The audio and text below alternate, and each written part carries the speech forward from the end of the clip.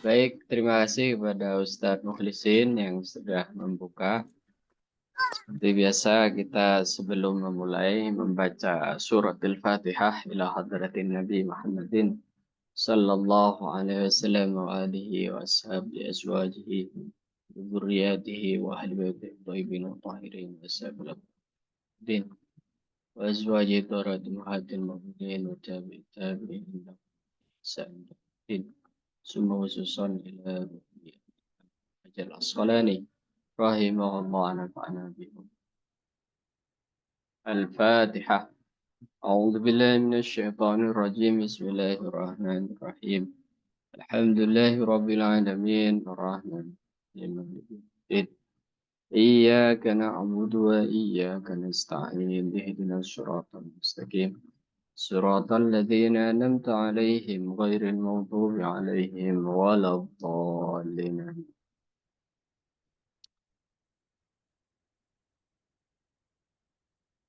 Bismillahirrahmanirrahim. Alhamdulillah wassalatu wassalamu ala Rasulillah wa ala alihi wa sahbihi wa mawalah. Amma ba'du. Para ibu, para peserta pengajian online yang dirahmati oleh Allah. Alhamdulillah kita dipertemukan kembali untuk membaca hadis-hadis Rasulullah sallallahu alaihi wasallam. Mudah-mudahan dengan pembacaan hadis-hadis Nabi ini kita bisa mendapat syafaatnya kelak dan diakui sebagai umat Nabi Muhammad SAW. Masih dalam pembahasan syurut atau syarat-syarat sholat ya. Seperti yang sudah lalu kita mendapati bahwa syarat sholat itu harus suci dari hadas besar maupun hadas kecil, suci tempat, suci badan, harus tahu arah kiblat, harus tahu masuknya waktu, dan yang lainnya. Nah, sekarang kita akan membaca Wa'an Abi Sa'id. Wa'an Abi Sa'idin radhiyallahu ta'ala anhu. Dan diriwayatkan dari sahabat Abi Sa'id, qala. Beliau berkata, qala Rasulullah sallallahu alaihi wasallam. Nabi bersabda, idza jaa ahadukumul masjidah. Jika salah seorang di antara kalian mendatangi masjid, falyandur, maka sebaiknya melihat, mengecek.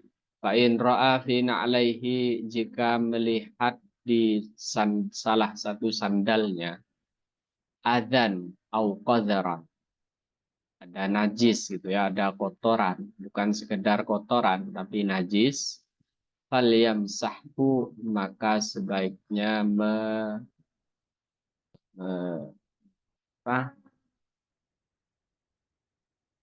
mengusap. Kenapa di sini bahasanya mengusap, bukan membasuh atau mencuci? Karena kata ulama najisnya najis kering, bukan najis yang basah. Wal yusalli fihima, dan boleh sholat fihima, di dalam kedua sandalnya.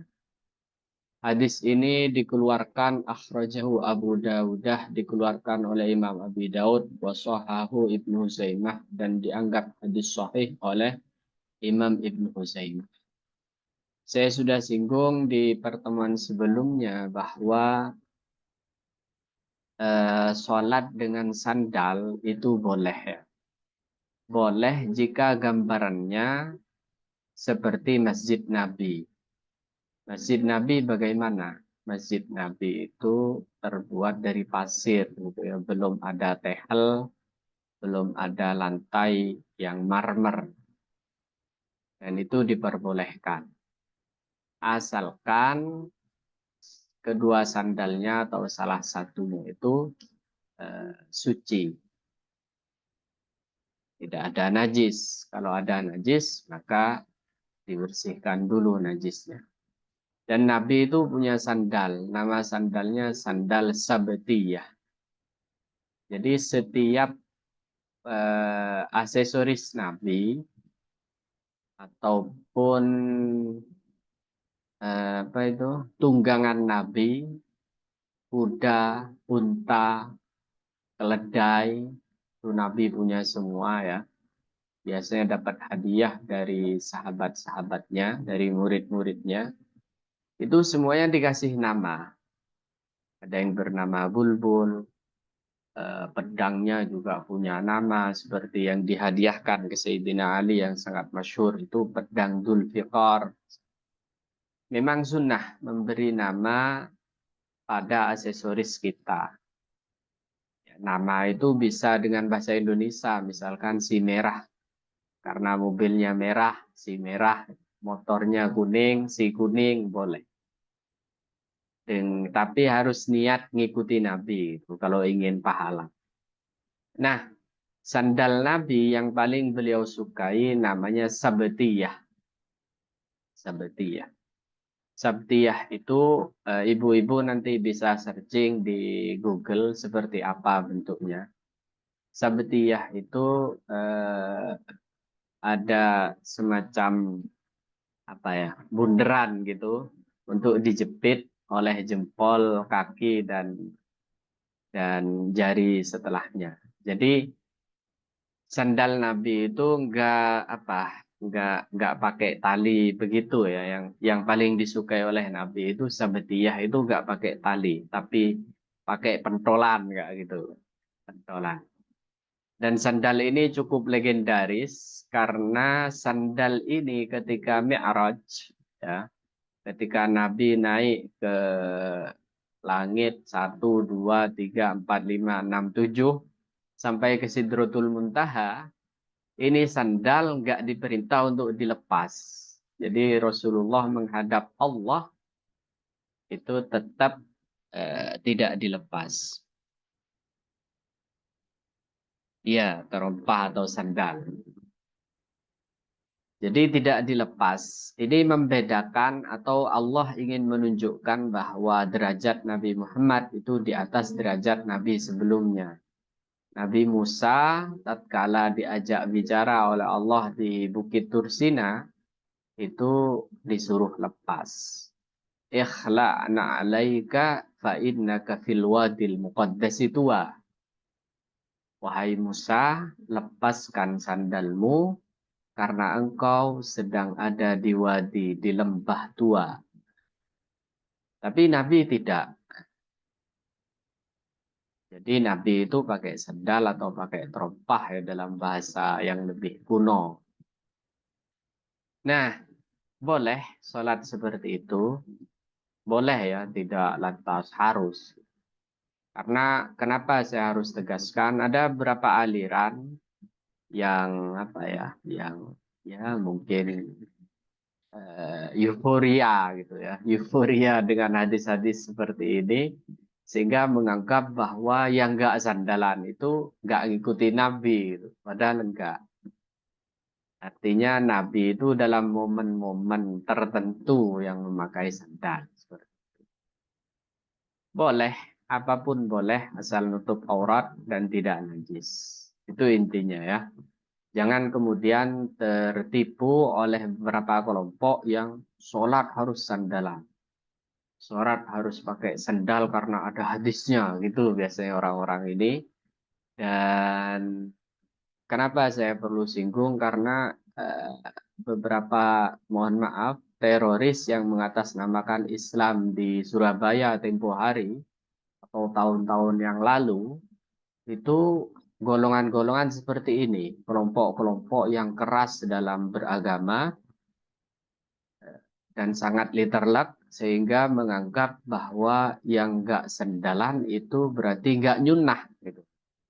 Padahal tidak.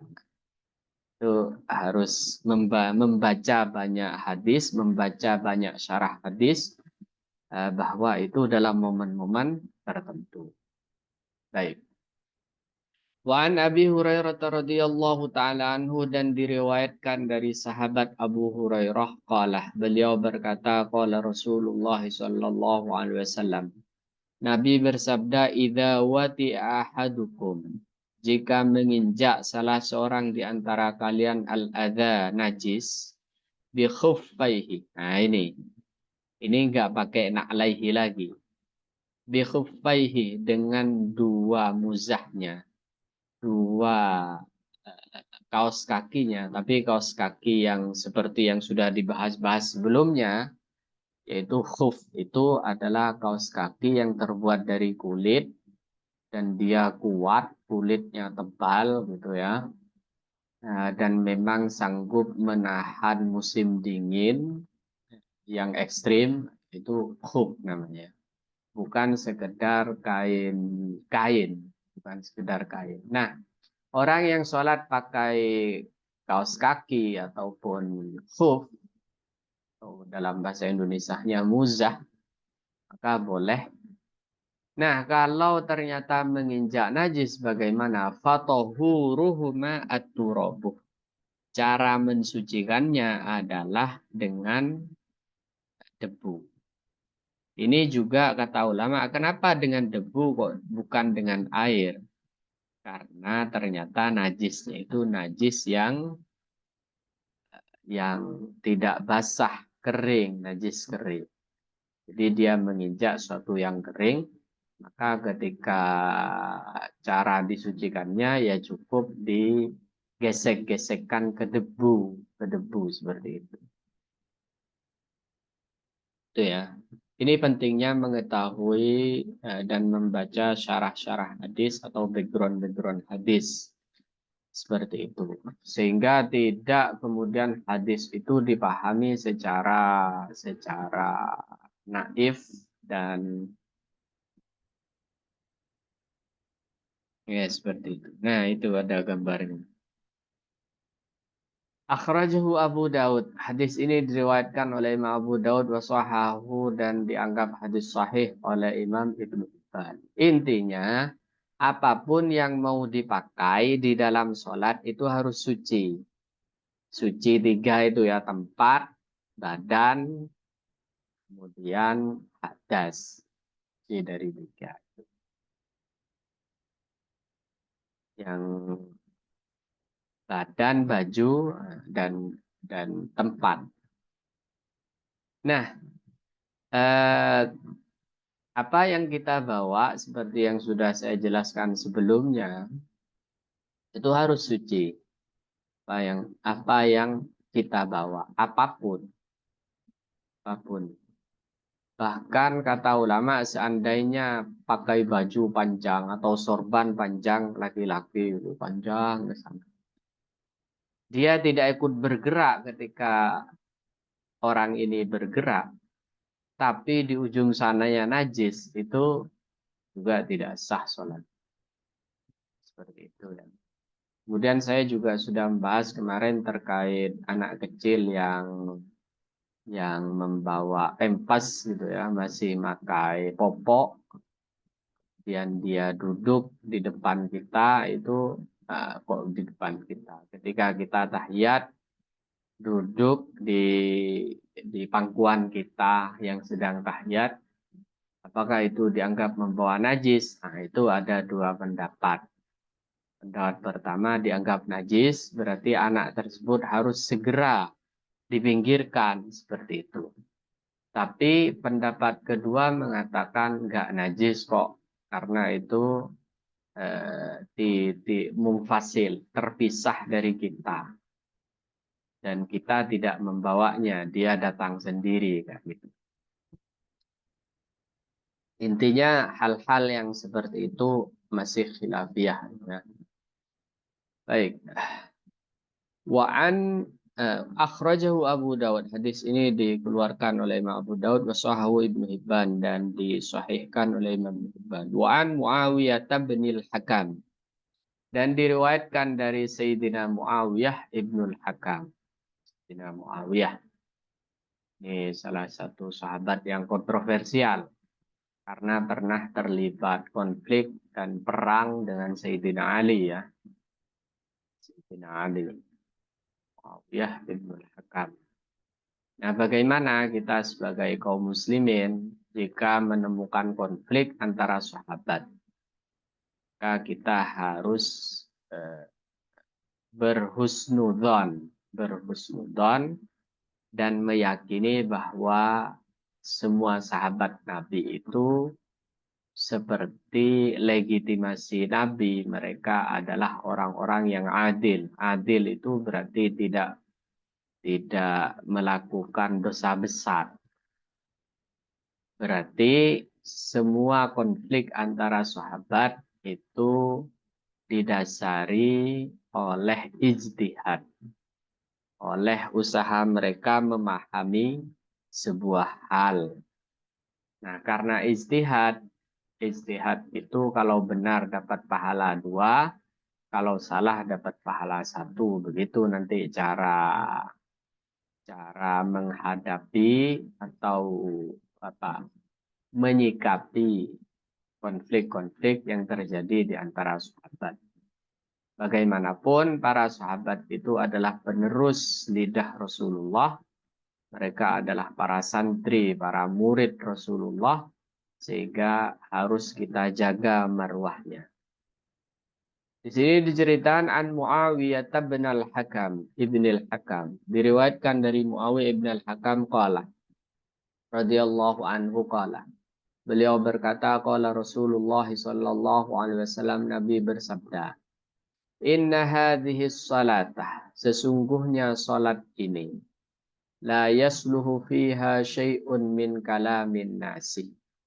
Tidak pantas fiha di dalam salat sedikit pun dari bicaranya manusia. Artinya saat sholat tidak boleh bicara. Tidak boleh bicara. Kalau bicara batal. Batasan batal bagaimana? Jika keluar 2 huruf. Itu batal. Atau 1 huruf tapi mafhumah. 1 huruf yang dipahami. 1 huruf yang dipahami. Kalau dalam bahasa Arab itu ada 1 huruf dipahami. Contoh seperti waqayaki wiqayatan. Itu fi'il amrnya ki gitu. Ki jagalah. Misalkan ada orang waktu sholat melihat orang mau jatuh. Ki jaga dia. Itu batal. Jadi karena walaupun 1 huruf tapi dia dipahami. Ki. Kalau di bahasa Indonesia apa ya? Yang 1 huruf tapi dipahami. Nah, di dalam sholat tidak boleh bicara. Tidak boleh bicara. Kecuali nanti pembicaraan itu diperlukan. Itu khilaf ulama. Seperti di mazhab Maliki diperbolehkan asal itu tentang sesuatu yang untuk kemaslahatan sholat. Untuk kebaikan sholat. Nah, itu apa? Bu Nida bahasa. Kalau di Jepang apa itu?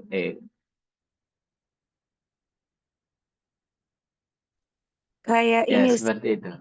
kayak heran gitu Ustaz. Gitu. Oh, iya, iya. Ya, 1 huruf tapi dipaham itu membatalkan. 2 huruf gak dipaham membatalkan. Nah, kalau ngobrol keperluan sholat, bagaimana? Ada orang kurang 1 rakaat, maka yang di pinggir kasih tahu, kurang 1 rakaat. Iya, tak? Itu diperbolehkan di mazhab Maliki. Maliki diperbolehkan. Kalau di mazhab kita agak ketat, nggak boleh. Jadi ketika dikasih tahu, kurang 1 rakaat, ya sudah langsung berdiri saja, nggak usah ngobrol. Kayak gitu kalau di mazhab kita. Mazhab yang lain tidak. Asal untuk kepentingan kemaslahatan sholat diperbolehkan. Ini didasarkan kepada hadis Dzul-Yadain. Ada seorang sahabat, Nabi lupa sholat gitu ya.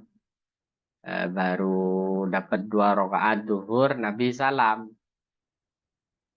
Kemudian oleh sahabat namanya Dzul Yadain, bukan sahabat terkenal dan bukan pembesar sahabat. Kalau sahabat-sahabat yang dekat pada Nabi kan takut, malu gitu. Merasa apa? Sungkan. Nah, Dzul Yadain berani nanya, "Aku sortas salat am nasita ya Rasulullah?" Apakah Tuhan mengkosor salat ataukah Tuhan lupa? Itu Nabi kemudian menjawab, kullu dzalika lam yakun. Dua-duanya tidak. Atas Nabi sholat nambah 2 rakaat lagi. Nah, ini jadi dasar bagi ulama-ulama yang memperbolehkan ngobrol seperlunya jika itu berkaitan dengan sholat. Inama sesungguhnya huwa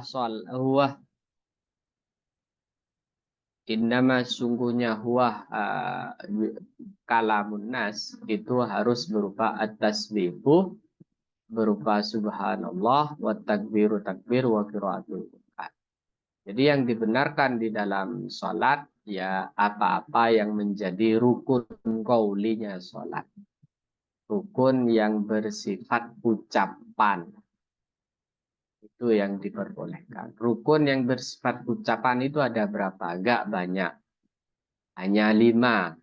Ya 5 ya. Selebihnya rukun fi'li namanya. Rukun yang bersifat perbuatan. Apa yang 5 itu? Takbiratul ihram. Itu rukun. Allahu Akbar pertama. Itu harus diucapkan di mulut.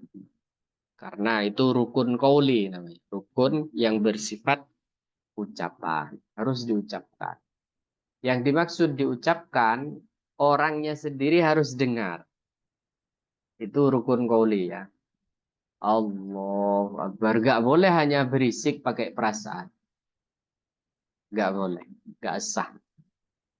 Jadi rukun qauli itu harus didengar oleh telinga orang yang sedang sholat. Batasan didengar bagaimana? Di kondisi normal dia dengar. Artinya kalau di sekitarnya ramai, ya, banyak orang bekerja, orang apa gali-galian misalkan, ya itu nggak perlu teriak juga. Sekiranya di waktu normal dia dengar, Allahu Akbar. Karena sholat itu harus beribadah semua, seluruh anggota tubuh itu harus ikut ibadah, termasuk telinga, kuping. Telinga itu harus ikut ibadah. Makanya harus didengar rukun qauli. Yang kedua rukun qauli itu adalah surat Fatihah. Bismillahirrahmanirrahim sampai waladhdallin. Itu harus didengar semua juga ibu-ibu. Harus didengar. Jangan sampai bacanya cuma nggak boleh. Harus didengar. Ya. Dan alhamdulillah ibu-ibu sudah ngaji ke Ustadz Mukhlisin dan timnya, artinya surat Fatihahnya sebagai sebuah rukun sholat insya Allah sudah baik gitu. Makhrajnya sudah benar, matnya sudah tepat seperti itu. Dan itu pentingnya memang ngaji Al-Quran secara benar, ngaji Al-Quran dengan tajwid, karena mau dipakai sholat. Jadi di rukun sholat itu nggak sah kecuali baca Al-Fatihah. Terus rukun qauli yang nomor 3 adalah tahiyat. Ya, ya tahiyat. At-tahiyyatul mubarakatus salawatut tayyibatu lillah. Assalamualaikum. Nah itu rukun. Yang nomor 4 rukun yang bersifat ucapan itu adalah sholawat atas Nabi di dalam sholat. Allahumma salli ala Sayyidina Muhammad wa ala ali Sayyidina Muhammad kama sallaita ala Sayyidina Ibrahim wa ala ali Sa'id. Ya pendek saja sah cukup. Misalkan Allahumma sholli ala Sayyidina Muhammad. Sah sudah. Tapi sebaiknya ngikuti yang sudah ibu-ibu hafal. Itu ya. Berarti tinggal rukun terakhir dalam rukun qauli yaitu salam pertama. Salam pertama. Assalamualaikum warahmatullahi wabarakatuh. Salam kedua bukan rukun. Artinya kalau ibu-ibu salam pertama kemudian karena keburu ingin ke kamar mandi ya boleh. Tapi kalau sebelum salam pertama sudah bangun, nah, karena ngempet misalkan, ya sholatnya nggak sah itu. Ya. Makanya di sini dikatakan innama huwa tasbih huwa takbir wa qiraatul Quran. Qiraatul Quran ya maksudnya Al-Fatihah. Rawahu Muslimun, hadis ini diriwayatkan oleh Imam Muslim. Wan Zaid bin Arqam.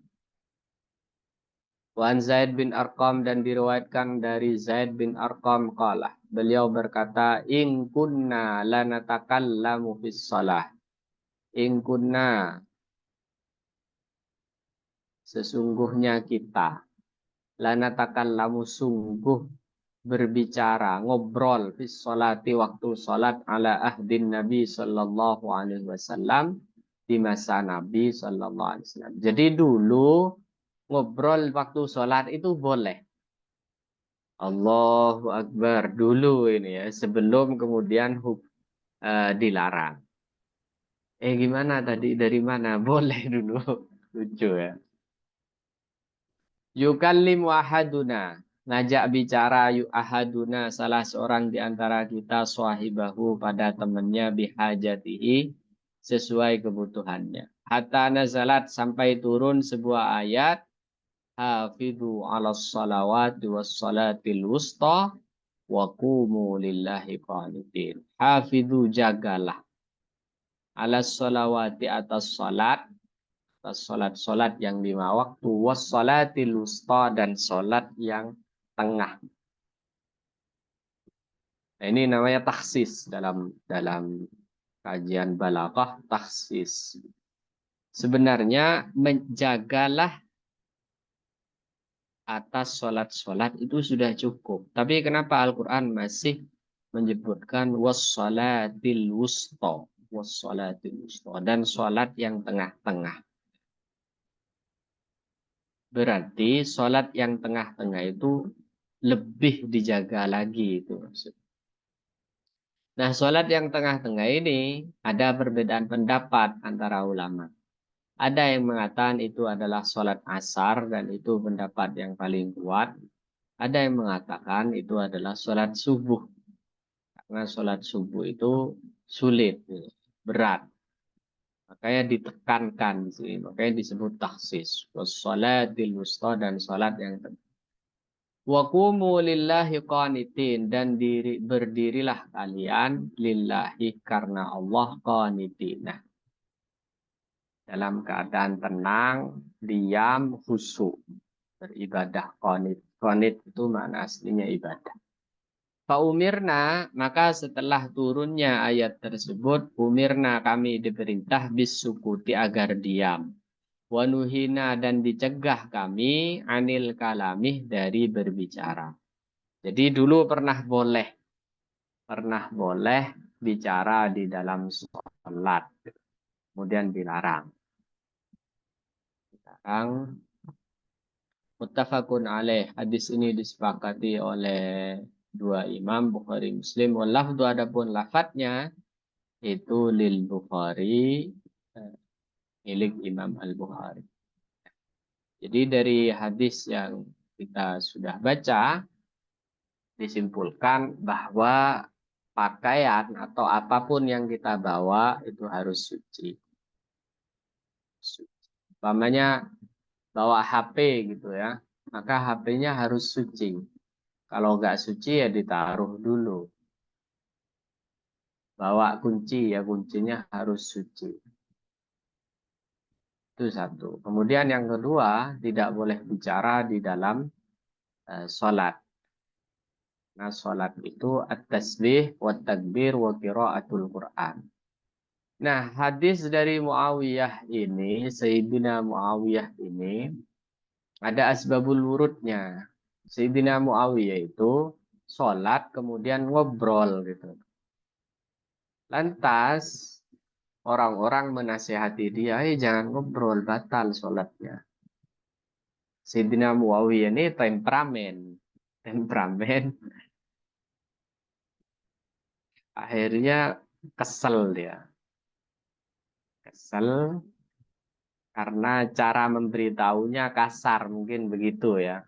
Karena dia memang seorang bangsawan Quraisy gitu.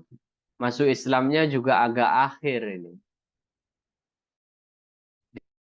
Di Fathu Mekah. Fathu Mekah itu berarti setahun lah atau 2 tahun sebelum Nabi wafat. Agak terlambat masuk Islam. Dulu sulit ini. Apa namanya? Belum dapat hidayah lah. Kan bangsawan, orang terhormat. Ya ada gengsi mungkin ya. Seperti itu. Nah, eh, disinggung seperti itu dia tersinggung. Kemudian Nabi dengan redaksi yang sangat halus. Coba kalau ibu-ibu perhatikan redaksi yang Nabi ungkapkan ini, inna hadis salat. Sesungguhnya salat ini tidak pantas di dalamnya pembicaraan manusia. Sesungguhnya ia adalah tasbih, takbir dan qiraatul Quran. Itu kan gak gak menghardik kan, tidak melarang, tapi dia memakai redaksi yang apa? Yang datar gitu. Nabi itu memakai redaksi yang datar dan tidak menyinggung serta tidak sifatnya memerintah. Nah, itu kemudian Muawiyah mengakui betapa akhlak Rasulullah itu dan cara memberitahu Rasulullah itu memang cara yang spesial.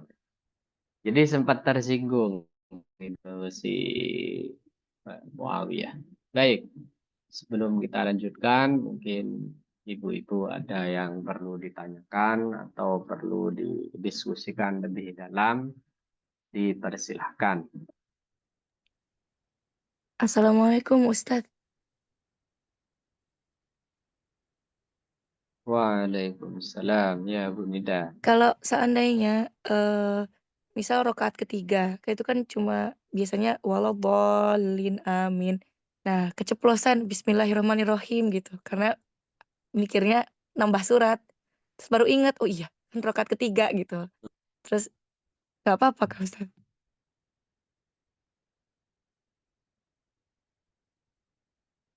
Halo? Halo Ibu. Bu Nida, untuk rukun yang bersifat ucapan, jika terulang 2 kali, maka itu tidak bermasalah.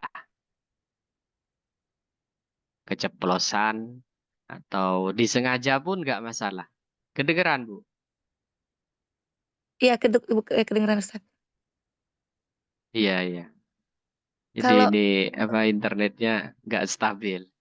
Ya, kalau gimana? tapi kalau misalnya seandainya salah membaca bacaan Ustadz. Misalnya katakanlah pas waktu udah masuk sujud masih subhana rabbiyal a'la gitu. Terus habis itu saya ganti jadinya subhana rabbiyal azim. Sama juga seperti misalnya ketika setelah sujud terakhir masuk at-tahiyat bukannya langsung at-tahiyatul mubarakatus tapi malah subhanaka Allahumma bihamdika asyhadu alla. Jadi salah penempatan bacaan gitu Ustadz yang bukan termasuk Ya, rukun gitu. Tapi ya. langsung Jadi dibetulkan. ya salah ya nggak masalah. Wong nggak baca saja juga nggak masalah, kan apalagi salah. Ya itu tadi rukun qauli itu nggak masalah salah tempat, tapi maaf harus pada tempatnya gitu ya. Kemudian berulang-ulang nggak masalah juga, apalagi hanya salah kemudian cepat-cepat direvisi gitu, nggak masalah seperti itu. Baik Ustadz, jazakumullah khair.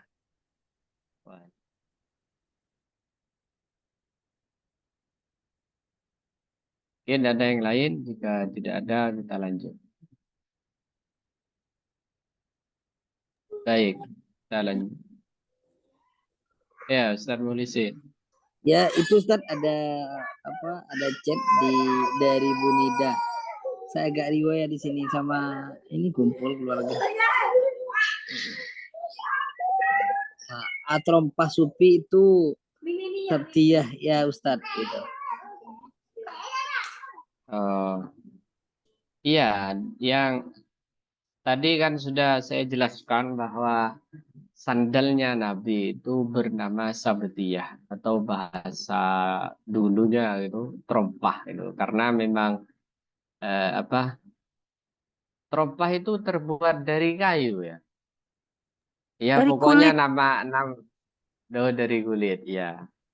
Tapi maksudnya kenapa Kalau pas akhirnya, para sufi ini menjadikan logo apa, kayak apa, terompah Nabi ini sebagai logo keagamaan itu kenapa Ustadz ya? ya ya. Jadi itu orang pertama yang mensakralkan gitu ya, mensakralkan logo itu adalah Ismail An-Nabhani. Syekh Ismail An-Nabhani dia mengutip apa itu mengutip peristiwa Mi'raj yang saya ceritakan tadi.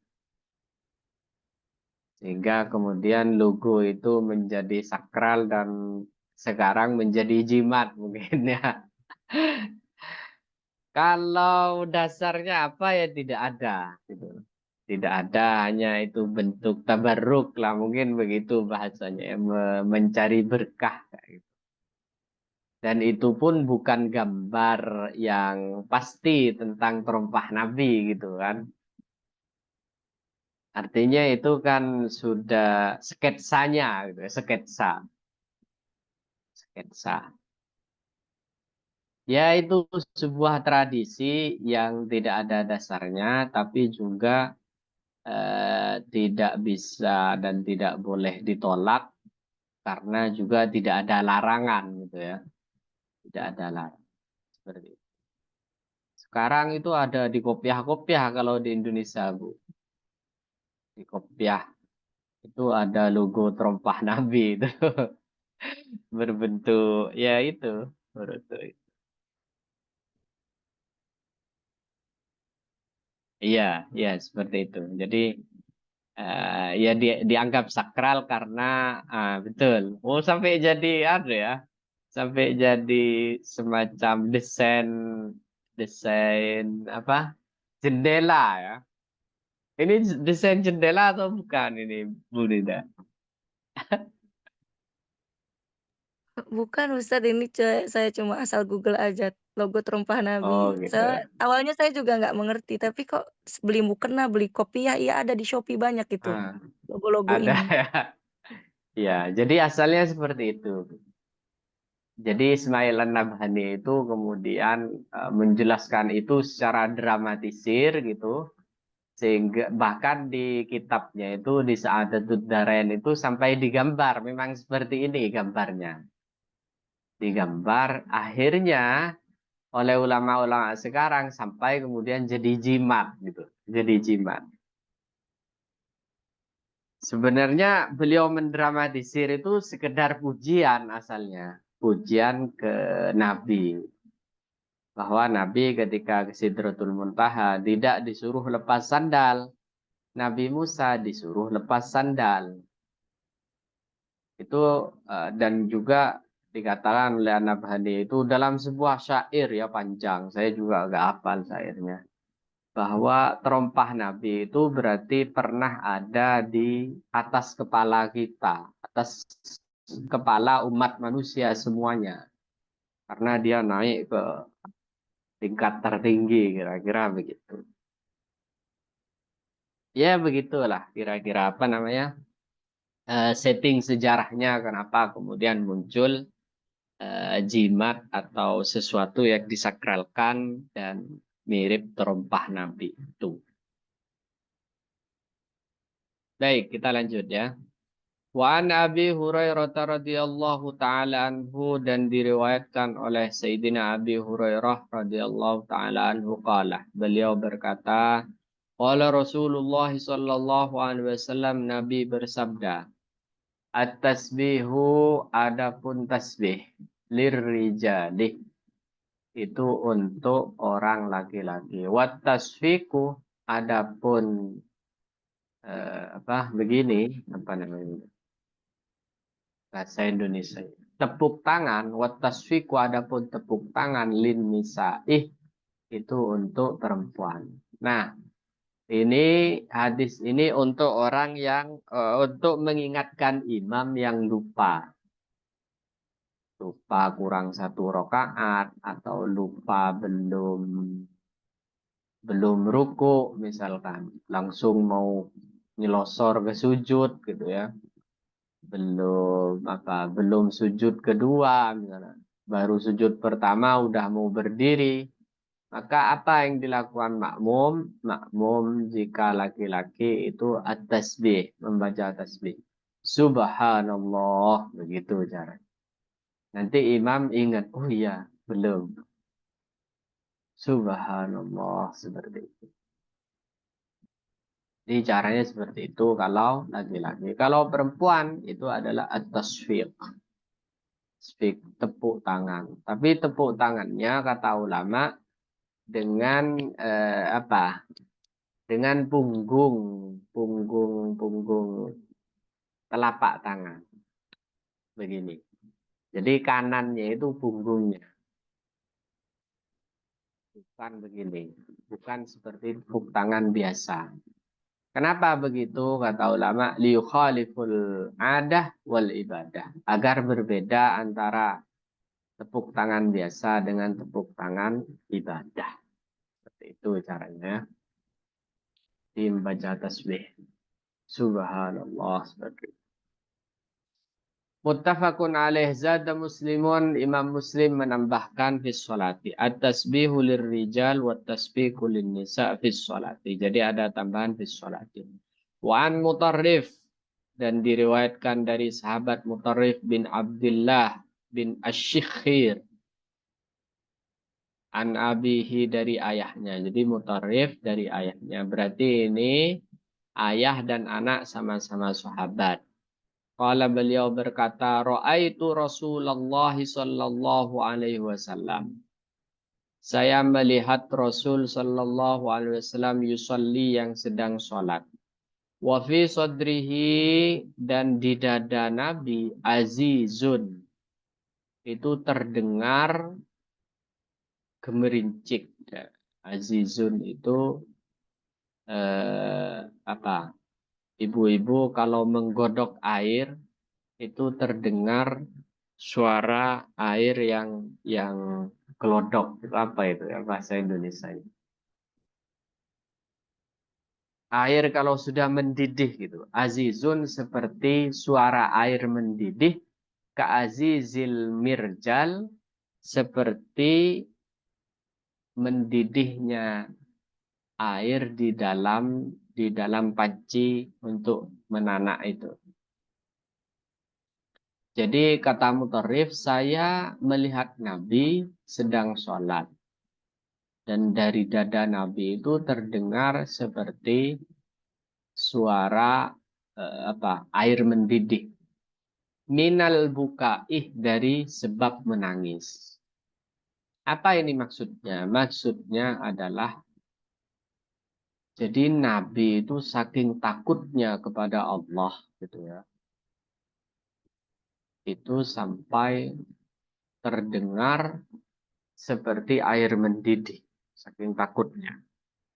Terdengar seperti air mendidih. Padahal Nabi itu ghufira lahu ma taqaddama min dzambihi wa ma ta'akhkhar. Diampuni dosa baik yang sudah lalu dan yang akan datang. Itu Nabi. Tapi Nabi itu adalah orang yang paling takut kepada Allah. Orang yang paling cinta kepada Allah. Karena takut itu berangkat dari tahu. Dan orang yang paling tahu, paling kenal kepada Allah itu adalah Rasulullah. Makanya rata-rata orang yang berani bermaksiat itu berarti tidak begitu mengenal Allah. Kalau seseorang itu mengenal Allah, mengenal sifat-sifat Allah, mengenal asma Allah, mengenal Allah secara baik, maka orang tersebut akan malu untuk bermaksiat atau takut untuk bermaksiat. Nah, Rasulullah sebagai ana a'rafukum billah, kata Nabi dalam sebuah hadis, saya adalah orang yang paling kenal dengan Allah. Itu menyebabkan beliau itu ya paling takut, paling bertakwa. Ana atqakum. Saya adalah orang yang paling bertakwa. Ana a'rafukum. Saya adalah orang yang paling kenal billahi kepada Allah. Itu ada hadisnya. Nah, maka efeknya apa? Efeknya seperti riwayat Mutarrif ini. Di Nabi itu kalau masuk ke sholat, ya seperti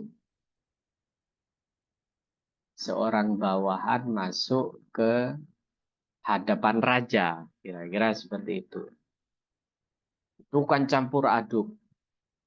Campur aduk. Nah, kita itu menghadap Allah di dalam sholat mestinya membawa kekhusyuan semacam itu. Kekhusyuan bahwa saya ini akan menghadap ke zat yang maha, maha segalanya, maha mengetahui, maha seperti itu. Sehingga kekhusyuan itu hadir sebagaimana dicontohkan oleh Rasulullah. Seperti riwayat ini. Nah, di akhir ini ada kata-kata minal bukai, disebabkan dari menangis. Nah, al-buka, menangis ini dibahas oleh ulama. Apakah boleh menangis karena takut kepada Allah? Apakah boleh menangis karena takut kepada Allah? Di mazhab kita, mazhab Syafi'i, menangis boleh. Tapi dibatasi jangan sampai ada huruf yang keluar. Huruf yang keluar. Kan ada ya menangis yang sampai kayak gitu. Artinya ada hurufnya yang keluar dari mulutnya. Tadi kan dibahas bahwa 2 huruf itu membatalkan. 1 huruf tidak membatalkan asalkan tidak dipahami. Nah, nangis pun diperbolehkan di dalam mazhab Syafi'i. Asal tidak sampai muncul 2 huruf. Kalau nangis sampai muncul 2 huruf, berarti batal. Itu ya. Kalau di mazhab lain selain mazhab kita, asalkan didasari khauf wal wajal minallah, didasarkan kepada takut kepada Allah, maka boleh. Sesenggukan juga agak masalah. Asalkan didasari takut kepada Allah. Bukan nangis dengan alasan yang lain. Nangis karena masalah yang menghimpit, gitu. Bukan karena itu. Nangis karena tadabbur ayat-ayat tentang siksa, kemudian takutnya memuncak kepada Allah sehingga mengalirkan air mata, seperti itu. Diboleh ya, asalkan tidak muncul 2 huruf. Jadi tetap batasannya 2 huruf. Itu kalau di mazhab Syafi'i, tapi mazhab yang lainnya mutlak, asalkan sebabnya takut kepada Allah. Tapi sholat ini di sisi yang lain bagi Rasulullah itu jadi qurratu aini. Apa qurratu aini itu? Qurratu aini itu sesuatu pelipur lara. Jadi kata Nabi, hubbiba ilayya min dunyakum salat. Saya itu dibuat cinta, mabuk kepayang, urusan dunia itu ya 3. Atib wan nisa, wangi-wangian, parfum. Yang kedua, an-nisa, perempuan. Jadi Nabi itu sangat mencintai perempuan. An-nisa. Terus ada kata-kata wa ju'ilat qurratu aini fis shalah. Dan dijadikan pelipur laraku. Qurratu aini itu sebenarnya hitam yang ada di mata itu. Maksudnya yang selalu terlihat dan terngiang-ngiang itu qurratu aini. Anak itu qurratu aini. Anak itu qurratu aini. Karena anak itu selalu muncul di pelupuk mata kita. Nah, yang selalu muncul dan dirindukan oleh Rasulullah adalah sholat. Adalah sholat. Wa ju'ilat qurratu aini fis shalah, kata Nabi. Ju'ilat qurratu aini fis shalah. Jadi dalam sholat itu ada ketenangan, ada kekhusyuan, ada pelipur lara bagi Nabi. Makanya Nabi itu kalau memerintah Bilal untuk qomat setelah azan kemudian qomat, itu bahasa Nabi, ayo qomat Bilal. Enggak begitu. Bahasa Nabi itu arihna ya Bilal. Arihna. Arihna itu maknanya istirahatkan kami. Artinya senangkan kami, itu rohah itu. Arihna ya Bilal. Beri kami kesenangan, ketenangan, kedamaian, itu arihna. Jadi masuk sholat itu tenang, damai. Mungkin hadis ini, minal buka ini, Nabi melewati ayat-ayat azab, Nabi melewati ayat-ayat tentang siksaan, sehingga Nabi menangis. Gitu ya. Kalau sebenarnya sholat itu bagi Nabi adalah waju'ilat qurratu aini. Jadi qurratu aini itu sesuatu yang selalu hadir di pelupuk mata. Makanya di doa itu apa? Rabbana hablana min azwajina wa dzurriyyatina qurrata a'yun, kan. Di hadis di doa yang sering kita baca itu yang di dalam yang diambil dari Al-Qur'an. Rabbana hablana min azwajina wa dzurriyyatina qurrata a'yun. Nah, qurrata aini itu qurrata a'yun, a'yun itu bentuk jamaknya, aini itu bentuk mufradnya. Kata tunggalnya ain, jamaknya a'yun. Jadi anak itu memang qurratu a'yun. Anak itu pelipur lara. Anak itu kalau soleh tapi ya, makanya itu perlu diminta agar anak-anak kita itu soleh itu. Doakan terus, jangan bosan. Jangan bosan untuk mendoakan anak, karena anak itu apabila soleh dia akan menjadi pelipur lara. Qurratu aini, qurrata a'yun.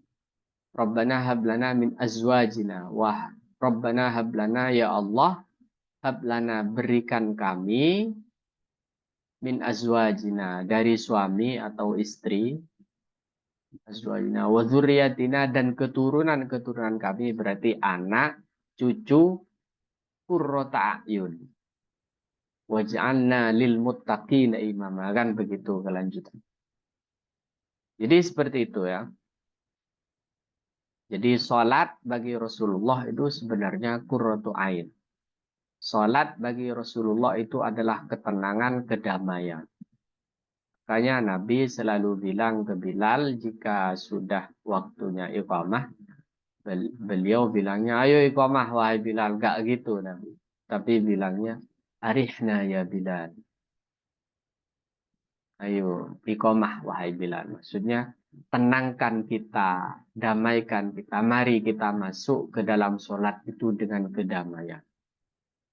Mari kita masuk ke dalam sholat itu benar-benar membebaskan dari selain Allah. Ketika kita takbiratul ihram, nah, makanya disebut ihram kan. Ihram itu ahrama yuhrimu. mengharamkan sesuatu yang sebelumnya boleh di luar sholat. Makan, minum, ngobrol, itu kan boleh semua. Nah, ketika takbiratul ihram itu semua tidak boleh. Karena engkau menghadap zat yang maha segalanya, yang maha. Dan kita itu harus menempatkan diri sebagai hamba yang hina dina, kotor, banyak dosa di hadapan Allah Subhanahu wa ta'ala. Jadi kalau menangis di dalam sholat boleh. Akhrajahul Hamzah. Hadis ini diriwayatkan oleh 5 imam illa Ibnu Majah, kecuali Imam Ibnu Majah, wasahu Ibnu Hibban, dan dikatakan hadis sahih oleh Imam Hibban. Yang terakhir, wa an Ali radhiyallahu taala anhu, diriwayatkan dari Sayyidina Ali radhiyallahu taala anhu qala, Sayyidina Ali berkata, kana li ada li untuk aku min Rasulillah sallallahu alaihi wasallam, dari Rasulullah SAW, madkhalani, 2 tempat masuk. Maksudnya Nabi di dalamnya, di rumahnya, itu menyiapkan 2 pintu untuk Sayyidina Ali. Kenapa? Ya kan seperti rumah-rumah di Arab itu ada pintu umum, pintu untuk dimasuki non keluarga, tamu ya, di mana dia harus ketuk pintu, harus mengucap salam. Tapi ada pintu apa? Pintu lain, pintu kecil khusus untuk anggota keluarga. Itu yang dimaksud ya. Nah, Sayyidina Ali karena beliau adalah sepupu Nabi, karena beliau adalah menantu Nabi, karena beliau dari kecil itu sudah bersama Nabi, Nabi juga dirawat oleh ayah Sayyidina Ali, itu Abu Talib. Jadi itu sudah keluarganya. Sehingga kata Sayyidina Ali, saya memiliki 2 pintu kalau mau masuk ke dalamnya Rasulullah, ke rumahnya Rasul. Fakuntu idza ataitahu, ketika saya mendatangi Nabi, bertamu ke Nabi, wahwa sementara Nabi yusalli sedang sholat, apa yang dilakukan Nabi? Nah, beliau berdaham li untukku, berdaham. Begitu. Jadi di atas membaca tasbih ya, di sini berdaham. Mana yang benar? Kedua-duanya benar. Terkadang kita untuk memberitahu orang membaca tasbih, subhanallah, itu boleh. Dan yang sering demikian katanya Nabi. Kemudian memakai bahasa-bahasa isyarat juga boleh berdaham. Boleh. Asalkan jangan sampai keluar satu huruf yang mafhumah, yang dipahami. Rawahun Nasa'i, hadis ini diriwayatkan oleh Imam An-Nasa'i. Baik, kita buka lagi pertanyaan. Barangkali ada yang perlu ditanyakan, perlu didiskusikan lebih lanjut.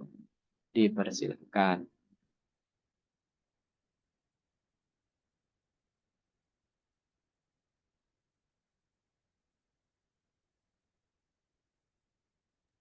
Itu ada di chat Ustaz.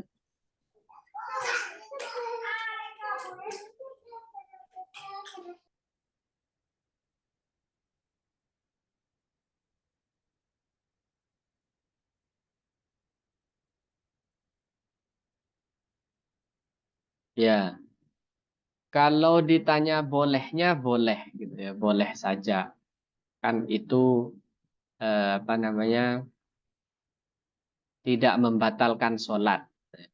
Tidak membatalkan sholat. Jadi membaca tasbih itu kan bukan kalamun nas, bukan obrolan manusia. Jadi boleh saja, tapi makruh gitu. Karena tidak mengikuti apa yang diajarkan oleh Nabi. Bahkan menjawab orang wahing boleh. Menjawab orang wahing itu boleh. Asal subah akafnya diganti. kafnya dibanting. Biasanya kan begini, orang wahyu, Hasim, alhamdulillah kan begitu. Kita sunnahnya membalas kan, yarhamukallah, pakai kaf, yarhamukallah. Nah, kalau kita sedang sholat dan ingin menjawab, itu jangan pakai kaf, batal sholatnya. Yarhamuhullah. Kalau perempuan, yarhamuhallah. Seperti itu. Itu saja, Bu. Itu boleh. Itu kan berarti apa? Tidak ada kaitan dengan sholat kan. Jadi selama sholat itu berisi zikir, tasbih, tahmid, boleh. Yang tidak boleh itu kalamun nas. Afwan Ustadz, itu yarhamuhallahnya tuh eh, bisik-bisik juga atau boleh Keras. disuarakan? Boleh disuarakan. Tapi ngapain juga gitu loh. Cuma ulama bahas sampai ke sana. Ini namanya fikih iftirodi. Fikih seandainya. Fikih seandainya itu eh, ya semacam fikih antisipasi gitu ya. Untuk memperluas pengetahuan kita. Pertanyaan selanjutnya boleh tidak Ustadz? Afwan. Silahkan, silahkan. Kalau seandainya kita kan sholat hajat atau sholat tahajud, itu kan niatnya pasti untuk meminta dan mengadukan segala keluh kesah gitu Ustadz kepada Allah. Jadi kalau misalnya nangis di tengah-tengah, tentu saya rasa sih bukan karena takut kepada Allah gitu. Ya karena banyak Eh, masalah aja gitu Ustadz. Jadi Iya, iya. apakah itu tetap dibolehkan gitu? Sholat hajat, sholat tahajud, tapi kan sholat atau sholat fardu lainnya gitu. Dan kebetulan sedang punya masalah gitu misalnya. Ya. Jadi batasannya tadi asal tidak keluar dua huruf diperbolehkan. Diperbolehkan. Jadi sholat dengan membawa segala macam permasalahan itu ya boleh sebenarnya.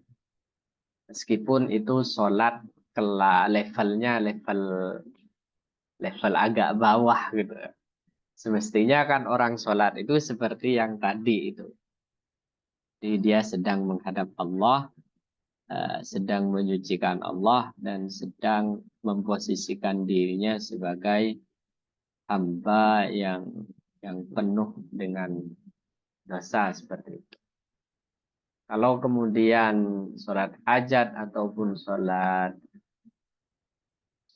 apa satu ya sholat Tahajud. hajat atau tahajud, sholat malam dengan membawa semua keluh kesah dan permasalahan sampai kemudian menangis, ya boleh. Tapi batasannya tidak sampai apa? Tidak sampai keluar dua huruf. Keluar dua huruf. Menangis tanpa ngengem itu kan mungkin saja kan. Tanpa begitu. Jadi menangis dengan apa keluar air mata itu kan ada yang seperti itu. Nah, yang diajarkan oleh mohon maaf ya, saya sebut orangnya Yusuf Mansur ini agak aneh ini menurut saya ya. Tidak sesuai dengan ajaran ulama-ulama terdahulu. Kalau Yusuf Mansur itu ngajarkan sholat hajat atau sholat yang lainnya, sholat malam, sholat tahajud, itu harus membawa semua keluh kesah dan derita. Suruh masalahnya ingat semua. Ini menurut bukan menurut saya memang menyalahi ajaran ulama-ulama. Justru sholat itu harus khusyuk, melupakan semuanya kecuali Allah, kayak gitu yang benar. Bukan seluruh urusan dibawa ke dalam sholat. Itu sholat apa itu menurut saya? Mungkin Ustaz Mulisin bisa nambahkan. Ada itu, pernah saya dengar itu ceramahnya. Kok gini kata saya. Saya enggak pernah dengar Ustaz. Isi diri Ustaz. Ini saya aduh dikejar terus sama anak Iya, iya, iya. ke media.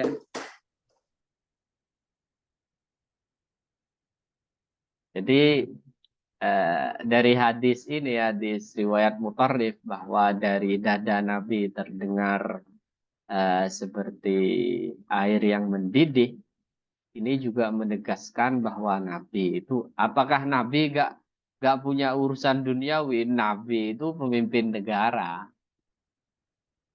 Semua strategi perang, kemudian bagaimana menstabilkan negara, mengajarkan apa rakyatnya tentang agama, itu semua diatur.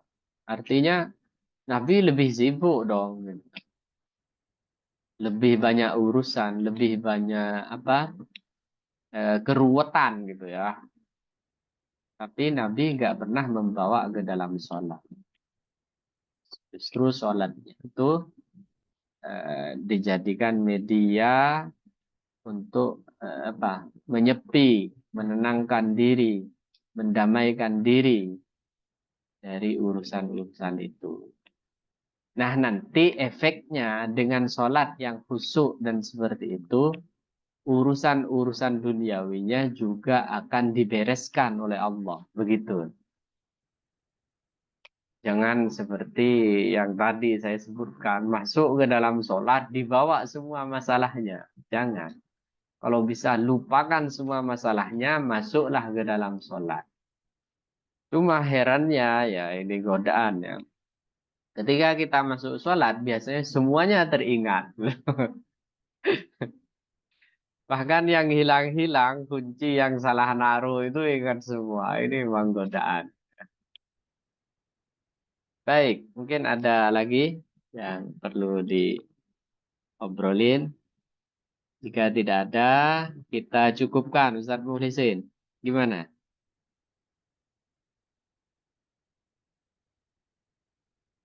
Baik, jika tidak ada, kita cukupkan. Terima kasih kepada semua peserta pengajian ini, Ibu Ana, Bu Nida, Bu Nur Hajar, Bu Rika, dan Bu Yani, serta Bu Rianti yang telah mengikuti pengajian ini. Mudah-mudahan kita bisa terus menambah ilmu, dan mudah-mudahan kita bisa memperbaiki kualitas sholat kita, semakin khusyuk, semakin semakin menemukan kedamaian di dalam sholat kita.